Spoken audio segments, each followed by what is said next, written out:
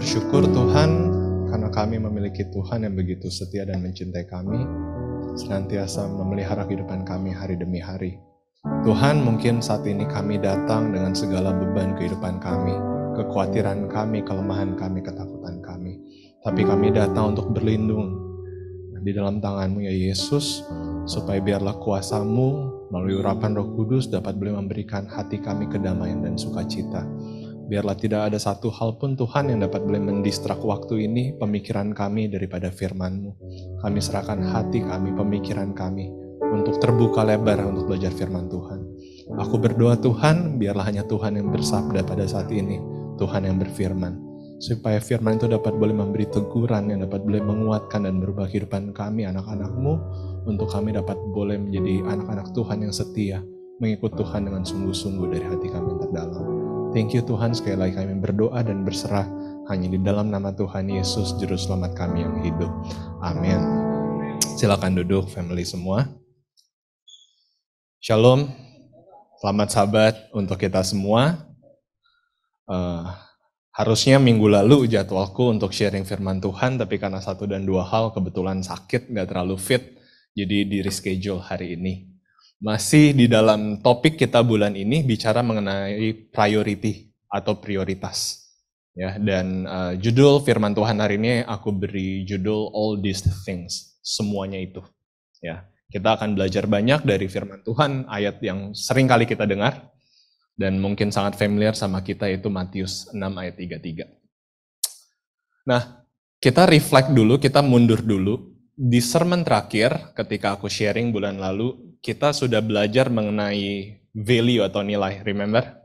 Ya, yang pernah dengar waktu bulan lalu, bahwa kita mengingat bagaimana cara kita sebagai setiap individu menilai itu berbeda-beda. Ya kan? Sama seperti di dalam permainan ini, the price is right, ya kan? Ketika ada satu barang yang diminta ditafsirkan nilainya oleh lebih dari satu orang, kita mendapati setiap orang bisa mengeluarkan nilai yang berbeda-beda, gitu kan? Ada yang bilang barang ini berharga, ada yang bilang barang ini nggak worth it, dan lain-lain. Dan somehow kita sudah belajar bagaimana cara kita menilai ini akan menentukan juga action kita, gitu ya. Tentu kita akan setia, kita akan benar-benar menjaga hal-hal yang kita nilai paling berharga di dalam hidup. Ya, dengan kata lain bicara tentang prioritas juga, tentu hal-hal atau ya benda, orang yang kita anggap paling berharga itu akan tentu menjadi prioritas di dalam hidup kita. Dan kebalikannya, untuk hal-hal yang kita anggap nggak berharga, nggak berguna, tentu itu nggak mungkin menempati posisi teratas di dalam prioritas hidup kita. Dan kita juga sudah belajar kembali diingatkan bahwa Tuhan Yesus menilai kita sangat berharga. Amin. Tuhan itu menilai kita bahkan lebih berharga dari dirinya sendiri, dari hidupnya sendiri. Itu satu hal yang I think kita harus ingat terus gitu loh, setiap saat. Khususnya ketika kita merasa lemah, kita ngerasa ditinggalkan, kita ngerasa nggak ada siapapun yang bisa kita andalkan, kita harus ingat loh, bahwa buat Tuhan kita tuh paling berharga. Ya, dan Tuhan Yesus nggak cuma ngomong doang gitu. Tuhan sudah tunjukkan melalui pengorbanan di atas kayu salib. Sehingga karena kita adalah yang paling berharga di mata Tuhan, kita tahu siapa prioritasnya Tuhan, amin. Kita selalu menjadi prioritas Dia. Jadi nggak mungkin mata Tuhan pernah akan berpaling dari kita. Khususnya ketika kita sangat butuh kekuatan, kita adalah prioritasnya Tuhan, amin. Nah, jadi itu sedikit flashback ya tentang sermon di bulan lalu yang dapat boleh mengawali firman Tuhan saat ini. Tetapi hari ini aku mungkin mau bahas satu hal yang lebih deep lagi. Aku yakin deh, maksudnya gimana pun juga kita semua sebagai satu keluarga di tempat ini pasti sedang di dalam usaha untuk bertumbuh. Ya kan? Kita semua udah tahu lah, kita pengen kok bahwa untuk bisa menjadikan Tuhan Yesus itu sebagai prioritas di dalam kehidupan kita, ya kan? Kita berusaha setiap hari untuk bisa mengutamakan Tuhan di dalam hidup ini. Jadi hari ini aku nggak mau mengencourage family lagi untuk yuk jadiin Tuhan prioritas hidup kita. Tetapi aku mau bahas hal yang lebih dalam dari itu. Yaitu bicara mengenai ekspektasi, bicara mengenai alasan, bicara mengenai motif buat kita semua. Kenapa kita mau jadiin Tuhan prioritas di dalam hidup kita. Ya, jadi aku lagi nggak pengen bilang, yuk jadiin Tuhan yang terutama, enggak. Tapi kita mau evaluasi diri bareng-bareng gitu loh. Alasan kenapa kita mengutamakan Tuhan di dalam hidup ini. Apa sih yang kita cari? Apa sih ekspektasi kita? Kenapa menurut aku penting banget untuk aku bahas bicara mengenai ekspektasi? Karena family percaya apa enggak, kalau kita punya ekspektasi atau motif yang salah di dalam membangun hubungan kita sama Tuhan, ekspektasi yang salah ini seringkali malah akan berujung kita menjadi kecewa sama Tuhan, tawar hati sama Tuhan, dan meninggalkan Tuhan. Kalau misalkan kita baca firman Tuhan, family, kita ngelihat banyak banget orang-orang yang akhirnya meninggalkan Yesus karena salah berekspektasi. Ingat seorang pemuda yang kaya raya, the rich young ruler, datang menghampiri Yesus dan bertanya, "Guru, apa yang harus aku lakukan supaya aku memperoleh kehidupan yang kekal?" Singkat cerita, ketika Yesus memberikan sebuah jawaban, di mana jawaban itu ternyata nggak sesuai apa yang dia harapkan. Apa action yang diambil anak muda ini? Dia kecewa. Dia pergi tinggalin Yesus. Gimana dengan murid-murid Yesus? Orang-orang yang terdekat loh sama Yesus. Ya nggak? Tinggal bersama Yesus. Mendengarkan Yesus setiap hari. Bahkan melayani loh sama-sama Yesus. Tapi apa yang menjadi ekspektasi mereka mengikuti Yesus? Mereka berpikir bahwa Yesus adalah akan menjadi raja, penguasa yang akan apa? Membebaskan bangsa mereka dari kekuasaan Romawi. Sehingga pada akhirnya ketika di saat-saat terakhir sebelum akhirnya Yesus mati, murid-muridnya ngeliat, wah Yesus sudah kalah nih. Ekspektasi mereka, harapan mereka sama Yesus semua gugur. That's why akhirnya mereka semua kocar-kacir lari tinggalin Yesus, betul? That's why makanya penting banget menurut aku untuk kita kaji saat ini hati kita. Yes, bagus banget, penting banget untuk jadiin Tuhan tuh apa? Prioritas atau yang terutama di dalam hidup ini. Tapi jauh lebih penting untuk mempertanyakan kembali, kenapa Tuhan yang jadi paling penting buat kita? Apa yang kita cari? Apa sih yang kita harapkan? Nah, firman Tuhan di dalam apa? 1 Korintus 15 ayat 19 bilang apa? Kalau hanya untuk hidup ini aja kita menaruh harapan sama Yesus, kita adalah orang yang paling malang dari semua yang termalang. Firman Tuhan katakan, Rasul Paulus katakan. Jadi sadar apa nggak sadar, kayak tadi, seperti murid-murid Tuhan Yesus, ternyata hanya berharap sama Yesus tuh untuk kehidupan ini aja. Nggak lebih dari itu. That's why akhirnya mereka menjadi orang-orang yang paling malang. Dan kalau memang juga motif kita ternyata ikut Tuhan selalu cuma bicara perkara hal-hal dunia ini aja, firman Tuhan ingatkan apa? Kita bisa menjadi orang-orang yang paling malang. Nah, bicara masalah prioritas, memprioritaskan Tuhan, kan ada satu ayat yang populer banget selalu. Nah, ini saking populernya kebetulan kemarin bro Mike juga sharing ayat ini di Friday Fellowship gitu kan. Tentang Matius 6:33. Ayat ini katakan apa? Tetapi carilah dahulu kerajaan Allah dan kebenarannya, maka semuanya itu akan ditambahkan kepadamu. Ya, kita semua tahu dong ayat ini. Amin. Nah, tapi percaya nggak sih? Coba deh. Kita baca ayat ini, terus coba kita translate. Apa sih pengertian kita sama ayat ini? Percaya apa enggak? Kadang-kadang family, orang-orang Kristen itu bisa punya pengertian yang luar biasa liarnya tentang ayat ini. Banyak yang ngartiin bahwa, oh berarti kalau kita mengutamakan Tuhan, Tuhan adalah prioritas hidup kita, pokoknya segala-galanya. Semuanya hal yang aku inginkan, hal yang apapun itu akan ditambahkan kepadaku. Ya kan? Dan ayat ini kesannya jadi Tuhan tuh transactional banget ya. Dalam artian transactional, oke, kamu mau mendapat semua-semuanya, segala-galanya, dahulukan aku dulu, baru aku kasih. Kalau enggak, no, aku enggak kasih. Ya kan? Sekilas kita nangkapnya kayak gitu, kayak Tuhan kok jadinya transactional banget ya. Nah, dan ayat-ayat ini juga kan yang seringkali akhirnya digunakan untuk mengencourage jemaat.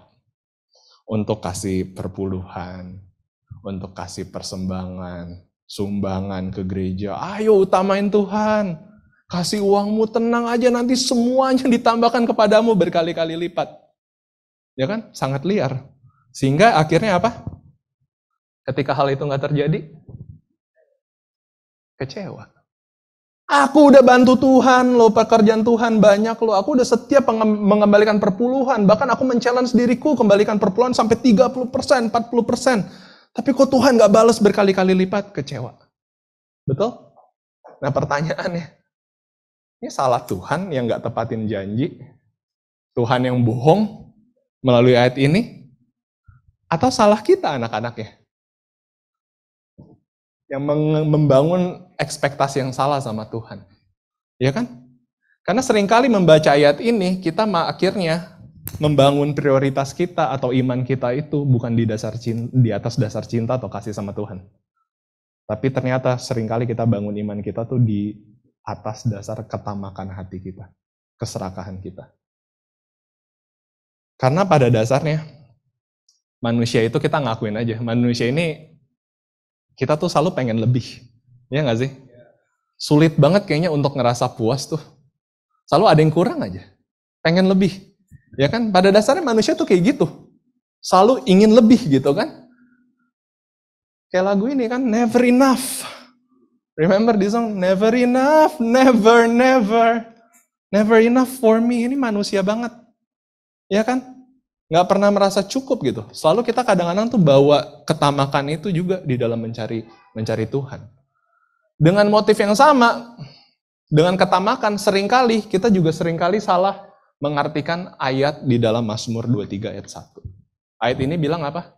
Tuhan adalah gembalaku, tak akan kekurangan aku. Tadi ingat ya, bahwa cara kita menilai itu relatif, setiap orang berbeda.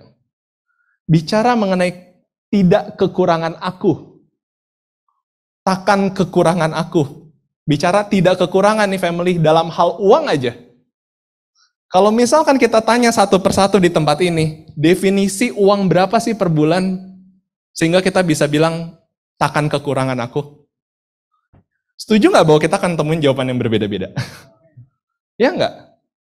Buat sebagian orang bisa bilang bahwa, oh, kalau aku punya income 10 juta per bulan, aku udah bisa ngomong takkan kekurangan aku. Buat sebagian orang bilang, kalau gue punya income 30 juta per bulan, takkan kekurangan aku. Ya kan? Aku pun sama di awal-awal merit gitu, ngebayangin sama Livia, Liv, enak ya Liv ya kalau kita punya income sebulan segini. Tapi nominalnya waktu itu kita mimpikan, kalau diukur dengan kebutuhan sekarang, aku juga nggak bisa ngomong takkan kekurangan aku. Karena kita selalu ingin lebih. Ya kan, perspektif tidak kekurangan itu selalu berubah. Makanya nggak heran family, bahwa even banyak orang yang sebenarnya secara harta, secara kekayaan, income-nya per bulan sudah gede banget, masih bilang aku kekurangan, aku nggak cukup. Benar nggak? Masih bisa loh marah sama Tuhan, kok Tuhan cuma berkatin aku segini aja sih? Karena tadi, pengertian takkan kekurangan akunya didasarkan oleh ketamakan. Dan perspektif kita tentang tidak kekurangan itu berbeda-beda, betul? Sedangkan di sisi lain ada Rasul Paulus loh. Kalau konsepnya Rasul Paulus bilang takkan kekurangan aku, asal ada pakaian, asal ada makanan dan pakaian cukuplah. Sulit ya family ngomong ini. Siapa yang bisa ngomong kayak gini? Asal ada makanan dan pakaian cukuplah. Sih, tapi makanya perspektif bicara takkan kekurangan aku sangat-sangat bahaya kalau kita artiin ayat ini di atas dasar tadi ketamakan atau keserakahan kita.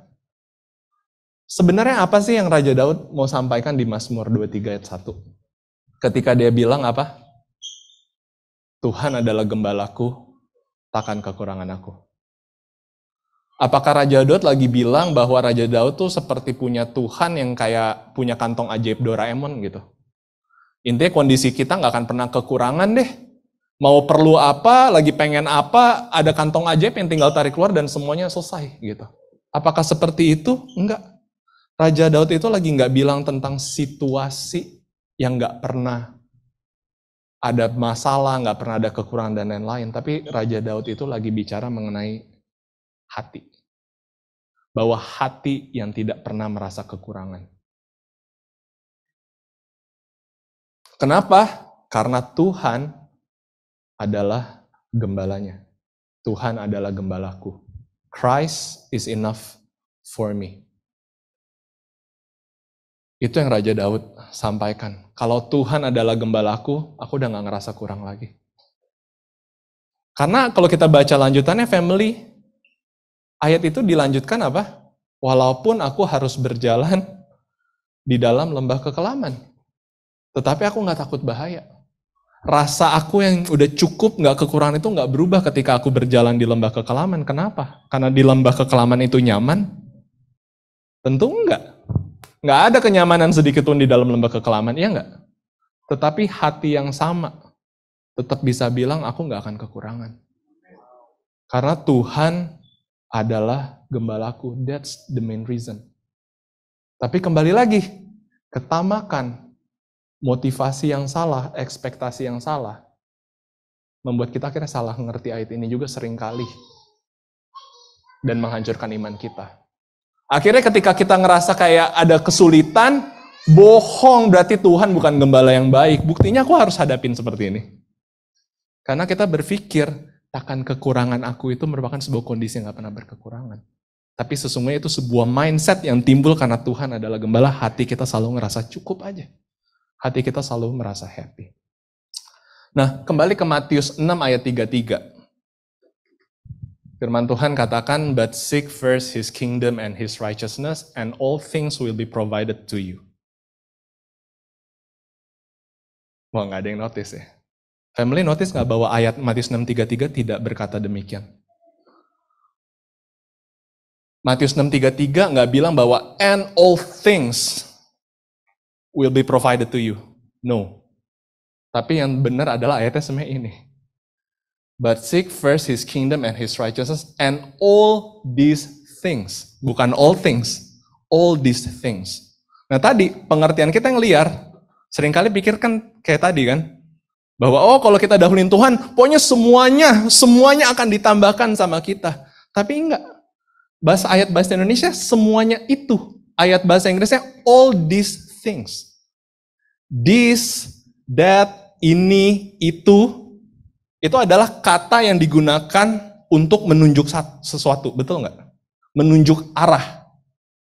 Kalau all things ya nggak ada batas, unlimited.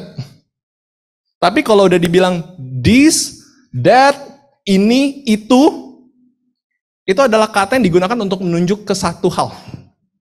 Betul? Nah berarti kalau kita mau ngerti ayat ini supaya kita bisa punya pemahaman yang benar, apa sih sebenarnya yang Tuhan janjikan kalau kita prioritasin Tuhan di dalam hidup ini, kita harus mau tahu dulu yang dimaksud Yesus, all these things itu Tuhan Yesus lagi nunjuk kemana sih? Benar nggak family? Supaya buat lebih mengerti ya, aku jelasin coba seperti ini. Family, lihat ya di mimbar ini. Ini ada mimbar dan segala benda di atasnya. Ada laptopku, ada clickers. Kalau family sekarang bilang amin, maka semuanya ini akan aku kasih ke family. Ketika aku ngomong seperti itu, ini bercanda ya family, jangan. Jangan sayang. Tapi misalkan, ketika family bilang amin, benda apa yang kita semua bisa expect aku akan kasih? Ya ini kan. Mimbarnya, silakan ambil, laptopnya, silakan ambil, bonus deh pointernya. Nggak berarti semua asetnya Brian dong dikasih. Nggak jadi rumah, mobil semua, enggak dong. Nggak di atas mimbar tante. Kalau ada boleh.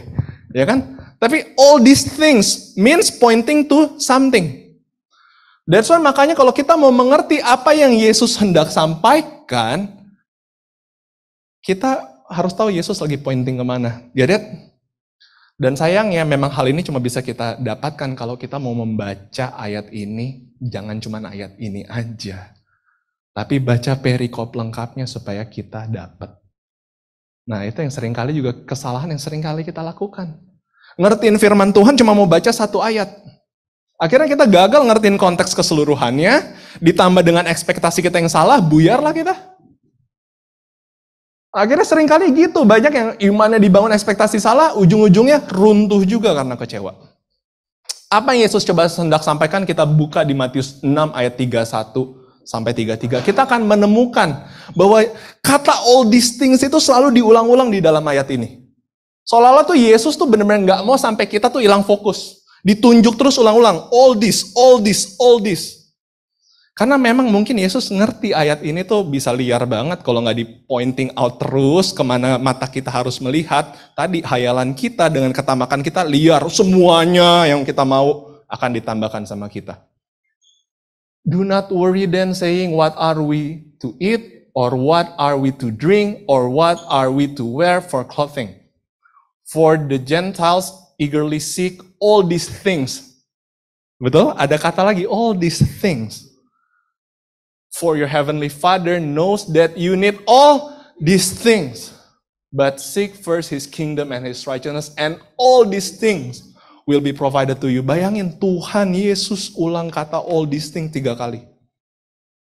Dan I think kita semua udah cukup jeli untuk melihat kemana this itu Yesus pointing. Apa? Makanan, minuman, dan pakaian. Betul? Jadi apa yang Yesus sebenarnya janjiin sama kita semua? Kalau kita jadiin Tuhan Yesus prioritas dalam kehidupan kita. Do not worry about your life. Yang Rasul Paulus katakan kan tadi, asal ada makanan dan pakaian cukuplah. Family, mungkin kita jadi lemes dengarnya.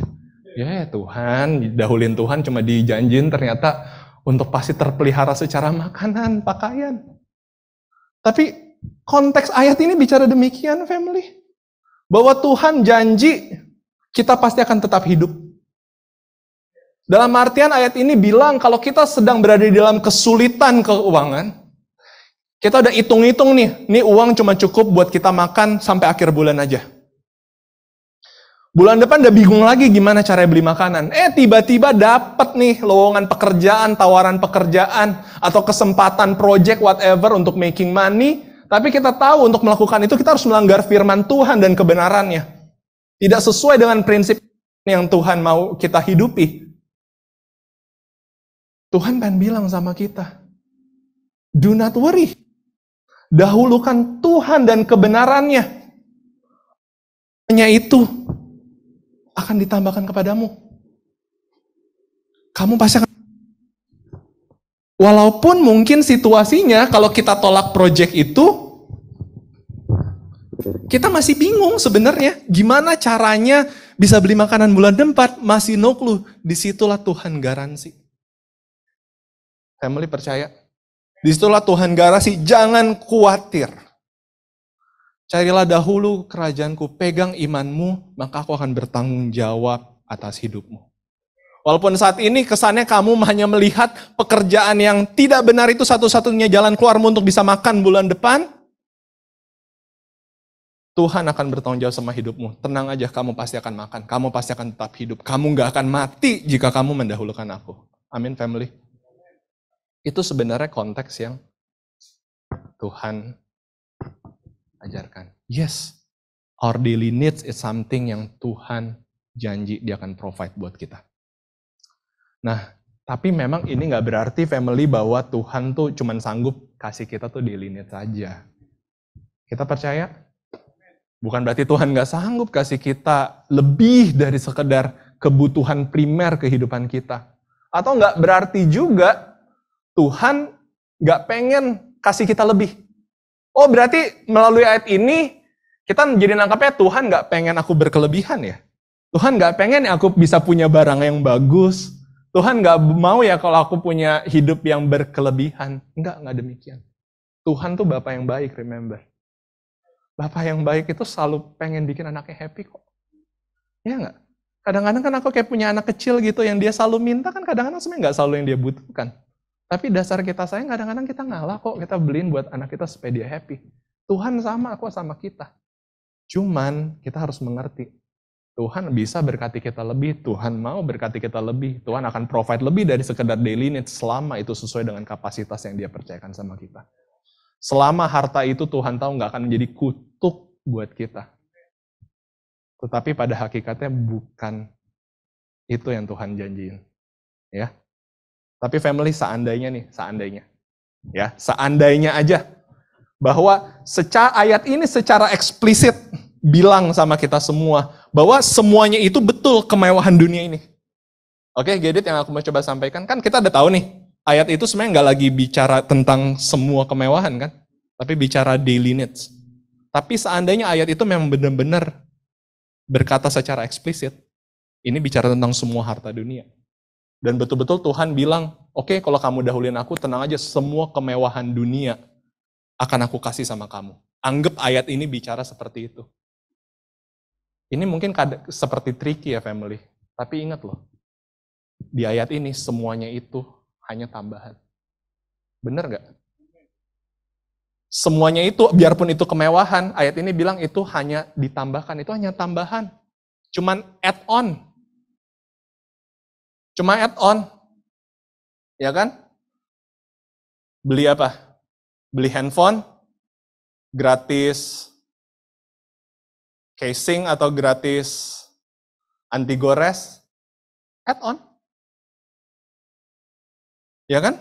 Nah, add on ini kan sesuatu hal yang apa? Kita dapat syukur, nggak dapat ya udah. Bener nggak sih family? Kita nih pengen banget beli mobil, udah butuh banget beli mobil. Datang ke dealer mobil, mendadak ternyata lagi ada promo. Kalau kita beli mobil, dapat undian untuk dapetin handphone baru. Singkat cerita, nggak dapat nih handphone barunya. Jadi kesel nggak beli mobil nggak family? Ya udah kan, dapat syukur, nggak dapat ya udah. Kok toh emang pengennya beli mobil kok? Ya nggak? Bukan ekspektasi dapat handphone kok, dari awal ekspektasinya memang dapat mobil. Dapat syukur nggak dapat ya udah. Atau kalau seandainya dapat pun handphonenya, ya mana yang akan sampai rumah lebih kita sayang? Mobilnya atau handphonenya? Mana yang akan lebih dijaga, mobilnya atau handphonenya? Means ingat family, biarpun ternyata semuanya itu adalah betul-betul kemewahan dunia, ayat ini secara tegas bilang itu cuma add-on loh. Jadi harusnya mindset kita kalau betul-betul Tuhan adalah prioritas kita, kebenaran Tuhan adalah prioritas kita, biarpun memang kemewahan kita dapetin itu cuma add-on. Kalau dapat syukur, nggak dapat ya udah. Nah, jadi kalau misalkan tadi dalam kita kembaliin persepuluhan, kita kasih persembahan, kita bantu gereja, kita melakukan hal-hal pelayanan apapun. Kita bilang, oh ini mengutamakan Tuhan nih, mengutamakan Tuhan. Duit kurang nih, tapi ada gereja minta sumbangan. Gue udah dahulin Tuhan nih, duit buat gereja. Tapi kita expect untuk bisa dibalas lebih. Nggak kejadian terus akhirnya berhenti lakuin itu. Sebenarnya berkatnya udah nggak jadi add-on. Tapi itu malah menjadi drive yang utama. Jadi kita kejebak sebenarnya berarti. Kita belum dahulin tuh kerajaan Tuhan. Yes. Tapi sekali lagi apa? Ayat itu tidak berkata demikian. Kayak kita lemes banget ya family ya. Lemes banget ya knowing, oh berarti yang dijanjiin sama Tuhan daily needs gak asik Tuhan. Ya, but it's the truth. Ini penting. Nah, Matius 6 ayat 33 memiliki konteks pengertian yang lebih dalam lagi kalau kita mau baca keseluruhan perikopnya. Nah, ini hal yang aku lebih pengen emphasize hari ini. Hal yang bisa kita expect untuk menjadi dasar iman kita. Alasan kita kenapa kita bangun prioritas kita itu Tuhan. Family, kalau di bahasa Inggris, ayat ini terdapat di satu perikop di Matius 6 ayat 25 sampai 3 Matius 6 ayat 25 sampai 34. Tahu nggak judul perikopnya apa? Kalau di bahasa Indonesia tentang hal kekhawatiran, tapi kalau aku suka di bahasa Inggrisnya The Cure for Anxiety. The Cure for Anxiety. Obat dari kekhawatiran, obat dari kecemasan. Anxiety, kekhawatiran, itu isu yang dekat banget kan sama kita saat ini. Benar? Anxiety, kekhawatiran. Nah pertanyaannya family, possible nggak sih untuk hidup tanpa pernah merasa khawatir sekalipun? Possible nggak? Pertanyaan menjebak mungkin kan? Possible nggak untuk hidup tanpa merasa khawatir sekalipun? Hah? Possible. Nah kita lihat ya. Ayatnya di dalam 1 Yohanes 4 ayat 18. There is no fear in love. Perfect love, but perfect love drives out fear. Pengertian ayat ini tuh menarik, bahwa dia bilang perfect love, kasih yang sempurna, cinta yang sempurna drives out fear. Pertanyaannya, apa yang perlu di drives out dari dalam? Kalau memang hal itu nggak pernah ada. Family ngerti yang maksud aku? Perfect love drives out fear. Means fear-nya ada di mana? Ada di dalam. Jadi mungkinkah untuk hidup tanpa pernah merasa khawatir sekalipun atau takut sekalipun? Enggak. Enggak mungkin family selama kita hidup di bumi ini. Pasti sebagai manusia yang wajar kita akan pernah merasa khawatir, kita akan pernah merasa takut. Tetapi merupakan satu hal yang mungkin untuk punya hidup yang tidak dikuasai kekhawatiran. Beda. Mustahil untuk nggak pernah merasa khawatir, tapi possible untuk hidup tidak dikuasai kekhawatiran, itu beda. Karena ayat ini bilang, a perfect love will drive out fear. Means apa? Biarpun kita datang takut, kita datang khawatir, nah jangan jadinya kita ngerasa, wah kamu khawatir, masih lemah iman, kamu nggak beriman kamu. Kita jadinya beban sama Tuhan. Seolah-olah kalau misalkan kita lagi khawatir tuh kita lagi meremehkan Tuhan. Enggak, itu memang kelemahan kita manusia, kedagingan kita. Tuhan ngerti kok. Kalau kita ngerasa khawatir, ya dong. Kita dengar anak kita demam tinggi. Masa iya sih jadi orang tua muka datar aja? Oh ya. Nggak mungkin. Family. Tetapi untuk takut berlama-lama itu pilihan. Menjadi khawatir itu refleks. Tapi kalau tiap hari khawatir, tiap hari takut, itu udah pilihan. Maka ayat ini bilang apa? The perfect love will drive out fear. Ya kan? Dan kembali lagi apa? Tuhan bicara konteks Matius 6:33 tadi, kalau kita baca keseluruhan perikop dari ayat 25 sampai 34, Tuhan lagi bilang tentang apa? The cure for anxiety. Dalam artian family, Tuhan Yesus tuh sebenarnya nggak cuma pointing semuanya itu. Tuhan Yesus nggak cuma sebatas pointing kepada objek tadi, daily needs. Sebenarnya yang Tuhan Yesus mau offer yang menjadi garansi dan janji buat kita semua. Kalau kita mau mendahulukan Tuhan, mengutamakan Tuhan di dalam kehidupan kita, kita akan dikasih sama Tuhan Yesus obat yang paling berharga buat saat ini. The cure for apa? Anxiety. Hati yang apa? Bebas. Hati yang gak dikuasai atau dikendalikan sama yang namanya kekhawatiran dan ketakutan. Itu yang Yesus lagi mau coba janjikan dan mau tekankan sama kita. Inilah thing yang boleh kita expect dengan mengutamakan Tuhan di dalam hidup kita. Kalau kita mau prioritasin Tuhan di dalam kehidupan kita, kita akan punya apa? Kehidupan yang kuat, yang akan senantiasa punya sukacita dan damai sejahtera. The cure for anxiety. That's why di dalam Yeremia 17 ayat 7-8 Tuhan Yesus bilang apa? Diberkatilah orang yang mengandalkan Tuhan, yang menaruh harapannya pada Tuhan. Ia akan seperti pohon yang ditanam di tepi air, yang merambatkan akar-akarnya ke tepi batang air, dan yang tidak mengalami datangnya panas terik. Nah ini, to be honest, aku kurang suka sama translatean bahasa Indonesia, karena di sini bilang, tidak mengalami datangnya panas terik. Seolah-olah bebas dari panas, panas nggak akan pernah datang. Tapi di dalam bahasa Inggrisnya kita akan lebih paham. And does not fear when the heat comes. Kalau kita selalu andalkan Tuhan, utamain Tuhan di dalam hidup ini, kita seperti pohon yang ditanam di tepi batang air. Panas pasti datang, family. Musim pasti berganti. Tapi we have no fear. Bukankah sebenarnya itu satu hal yang juga kita rindukan di dalam hati kita? Untuk bisa hidup yang tidak dikuasai oleh kekhawatiran. Atau di sini senang kalau tiap hari hidupnya takut. Enggak. That's why ini something yang Tuhan mau kita expect saat ini dengan mendahulukan atau memprioritaskan Tuhan. Untuk punya obat atas kekhawatiran. Untuk bisa punya hidup yang tidak dikuasai ketakutan. Panas boleh datang kayak Raja Daud tadi. Walaupun aku berjalan di dalam lembah kekelaman, aku nggak takut bahaya. Aku nggak ngerasa kekurangan. Santai aja. Kenapa? Karena Tuhan gembalaku. Aku tahu dia Tuhan nggak akan tinggalin aku. Ini yang Tuhan mau kita expect. Amin, family. Karena family percaya nggak? Untuk jadi orang yang bermoral, itu nggak perlu jadi orang yang kenal sama Tuhan loh.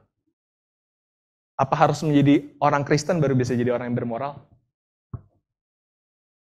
Apakah berarti kalau nggak jadi Kristen, semua orang pembunuh, semua orang pemerkosa, semua orang perampok? Enggak kan?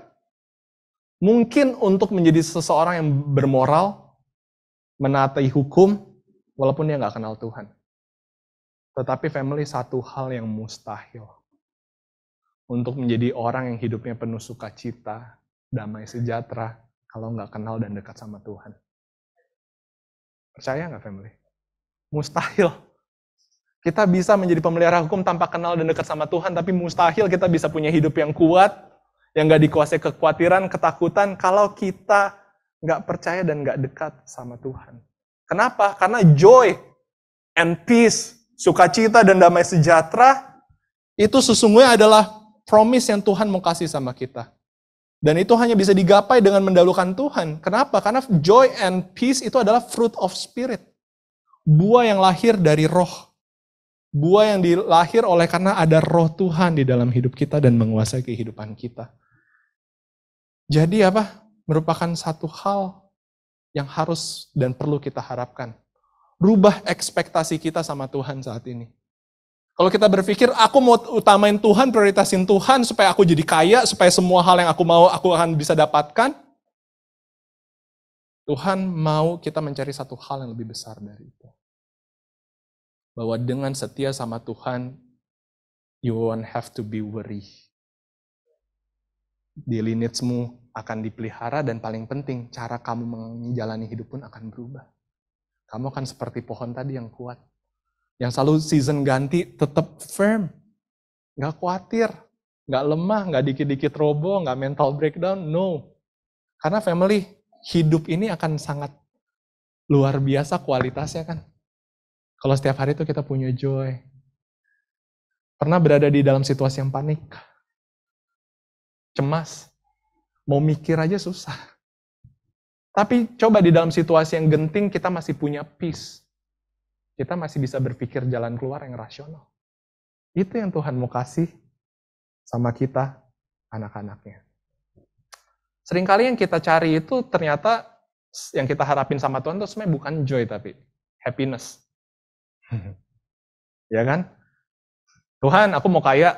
Tuhan, aku mau banyak duit. Tuhan, aku mau dapat pasangan hidup. Tuhan, aku mau kerjaan yang bagus. Tuhan, aku mau kenyamanan. Whatever it is. Kalau kita tarik mundur, sebenarnya ujung-ujungnya tuh kita lagi bilang sebenarnya aku mau happy. Bener gak?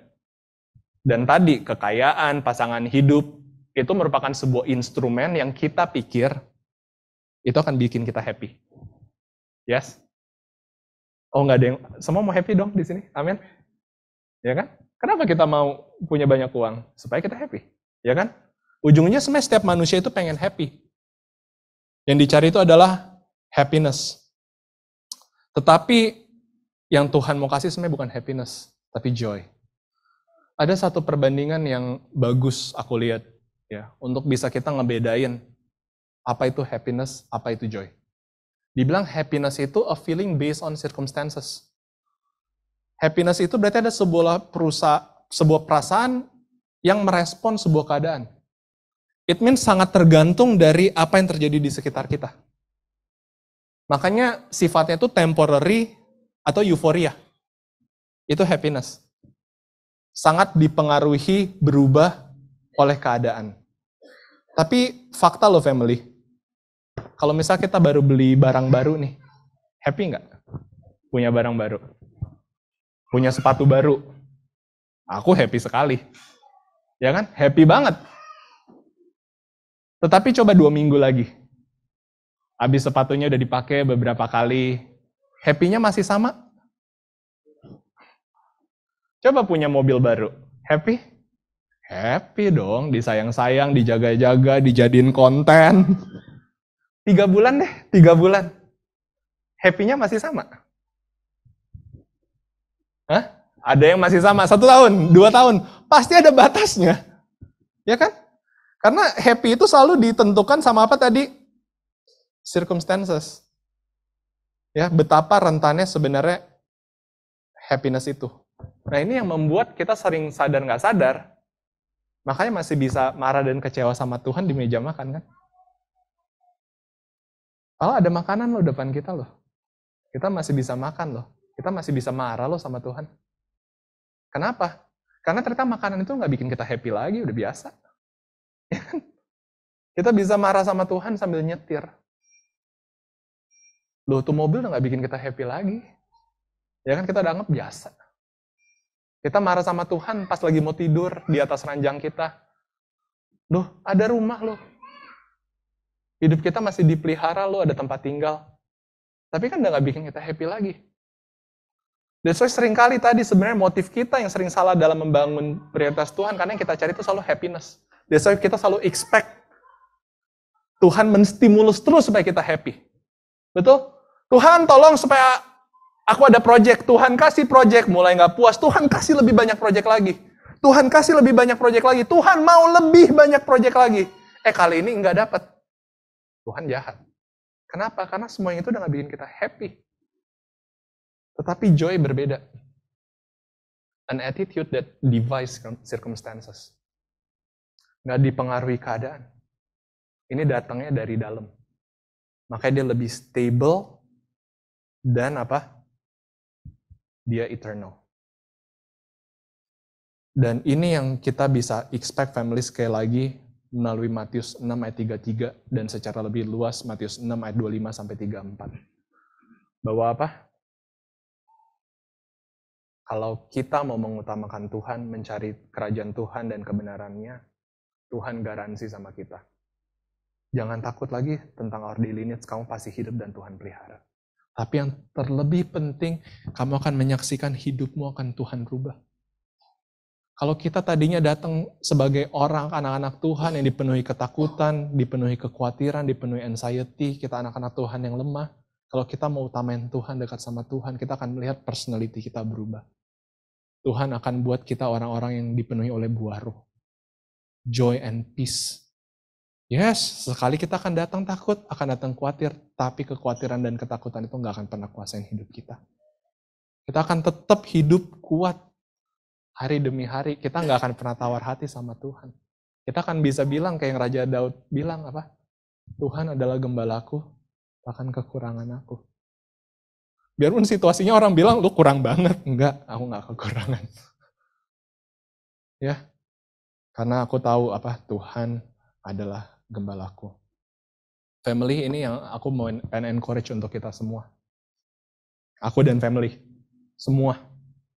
Untuk gak cuma sekedar jadiin Tuhan prioritas di dalam hidup kita, tapi tanya hati kita baik-baik. Apa motif kita? Dan Tuhan tanamin sekarang motif yang benar. Satu hal yang bisa kita harapkan daripadanya. Jangan bangun iman kita di atas dasar ketamakan, keserakahan, tapi di atas kebenaran yang firman Tuhan mau sampaikan. Bahwa satu hal yang bisa kita expect dengan menaruh Tuhan sebagai prioritas kita akan menjadi orang-orang yang kuat. Tuhan akan kasih kita the cure for anxiety supaya kita bisa habiskan masa hidup kita di bumi ini dengan kualitas hidup yang luar biasa. Amin, family. Ya, itu menjadi doa dan harapan kita. Aku mau invite Theo, aku mau invite family semua, kita boleh bangun berdiri. Kita nyanyikan satu lagu bersama-sama, Tiang Awan dan Tiang Api. Ya. Kita katakan dari hati kita bahwa nggak ada lagi yang perlu aku khawatirkan, nggak ada lagi yang aku perlu takutkan. Karena aku percaya tangan Tuhan yang berkuasa senantiasa memelihara kehidupan kita hari demi hari. Amin. It's something yang Tuhan janji, yang Tuhan sudah tunjukkan melalui perjalanan bangsa Israel. Bagaimana mana setiap hari turun, bagaimana tiang awan dan tiang api terus turun. Nothing to be worried about. Ya. Dan supaya ini menjadi mindset kita sebagai anak-anak Tuhan mulai detik ini. Untuk itu yang kita kejar. Hal itu yang kita kejar. Karena kekayaan sebanyak apapun family nggak akan bikin kita puas. Yes. Percaya banyak orang yang sudah membuktikan hal itu. Hanya Yesus yang bisa memuaskan jiwa kita. Ya, itu menjadi doa kita. Dan Tuhan berjanji kalau kita minta doa, urapan Roh Kudus itu yang pasti Tuhan akan berikan right away. Ya kan? Pasti. Ya.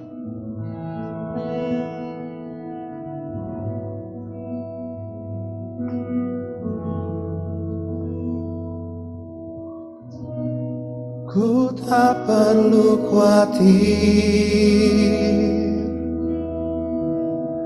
terhadap apapun.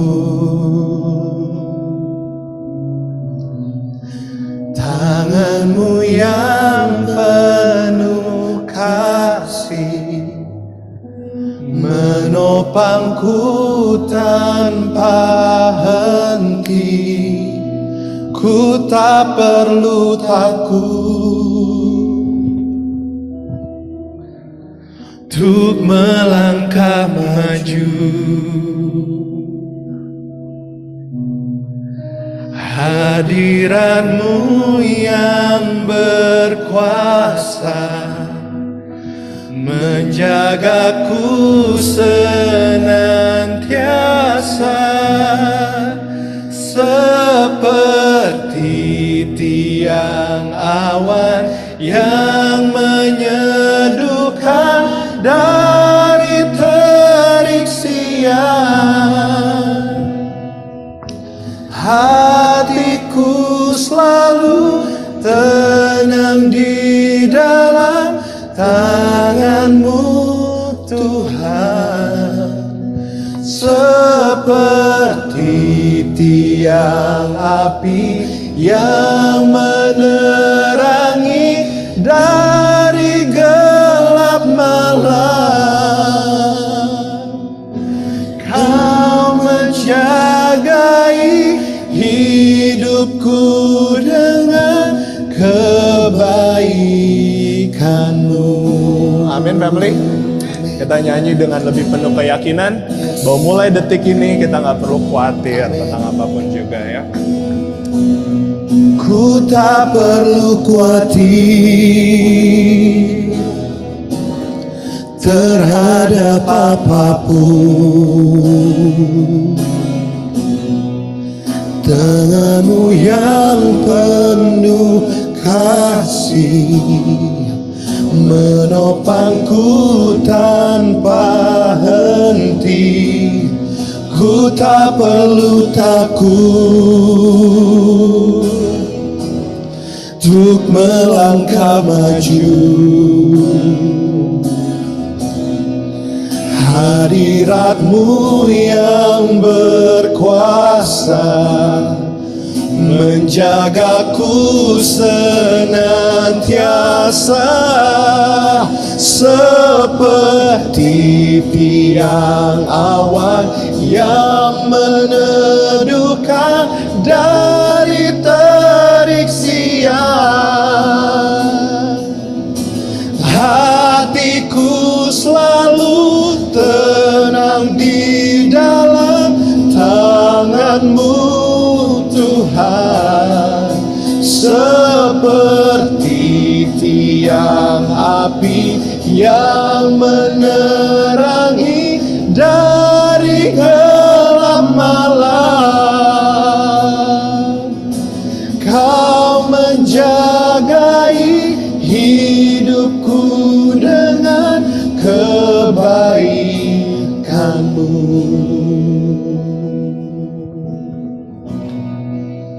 Seperti tiang awan yang meneduhkan dari terik siang.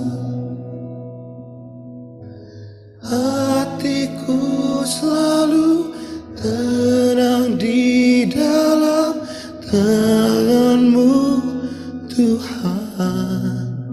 Seperti tiang api yang menerangi dari gelap malam. Kau menjagai hidupku dengan kebaikan-Mu. Kau menjagai hidupku hidupku dengan kebaikan-Mu. Mari kita berdoa, family. Tuhan, kami datang, kami sudah dengar firman Tuhan. Mungkin seringkali kami salah memahami maksud Tuhan, apa yang Tuhan ingin kami harapkan, dan apa yang Tuhan janjikan untuk berikan kepada kami apabila kami mau taruh Tuhan sebagai prioritas kehidupan kami. Mungkin seringkali kami membangun iman kami di atas dasar keserakan hati kami, begitu banyak keinginan di dalam hati kami. Tapi saat ini kami sudah belajar Tuhan, bahwa bukan itu yang sesungguhnya Tuhan janjikan untuk kami.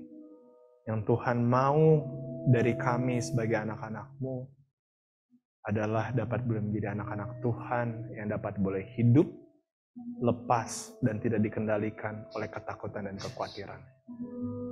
Obat di atas untuk anxiety itulah yang Tuhan mau kasih buat masing-masing kami. Kalau kami mau dahuluin Tuhan. Bantu kami Tuhan untuk berhenti hanya untuk mengejar hal-hal yang sementara, hal-hal yang fana di dalam hidup ini. Buka mata kami Tuhan, untuk kami tahu dan dapat melihat hal yang lebih penting untuk kami kejar. Karena seringkali Tuhan kami tidak sadar, walaupun Tuhan sudah memberkati kami dengan begitu luar biasa, hal itu seringkali bahkan tetap membuat kami nggak bisa happy di dalam hidup ini. Seperti selalu merasa ada yang kurang, selalu ada yang kurang, masih belum cukup. Sehingga kami sadar hidup kami nggak pernah damai sampai saat ini.